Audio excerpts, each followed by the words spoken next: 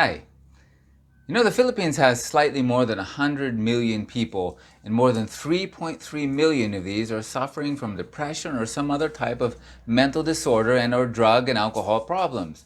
This is also a nation that often tries to overlook such things. A huge population of young people are also dependent on drugs and/or alcohol. This is a problem that simply cannot be ignored, and yet mental health resources are maxed out here. Stephen Jordan Belinkoff is a licensed professional therapist who is trying to help work with the government of Dumaguete and the government of the province with these problems. He's working right now volunteering at the Behavioral Health Care Inpatient Hospital, and he also has a private clinic that provides low-cost counseling and other kind of testing services to those who just cannot afford much more expensive clinics.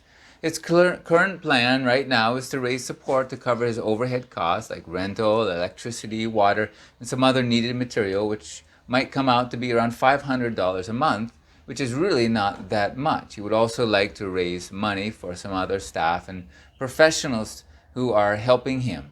During this COVID outbreak, he's had about 100% cancellation rate among the current patients, although many of them are coming back to him.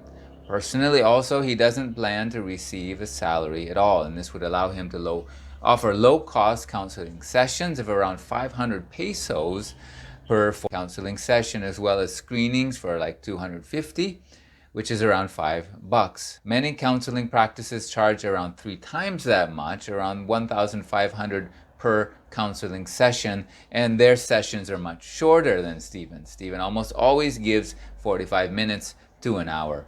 Any funds that he does get will go to subsidize the overhead, and if there are more funds, they will go to subsidize people who come to him for counseling. This would really help a lot.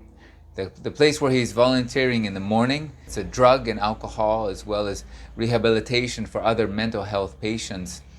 These people are always coming and going because there's no ongoing care after they leave, so that they leave and oftentimes they come back.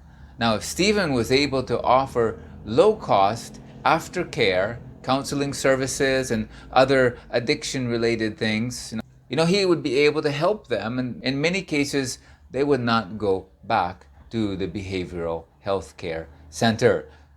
And this would be a big bonus for them and for their families. So right now what we're asking is just for some kind and generous donations to help cover the overhead and be able to subsidize these patients. If this is something that you would like to get involved with, go on and just email Stephen. You can see the email right there at the bottom, or you could go to his website.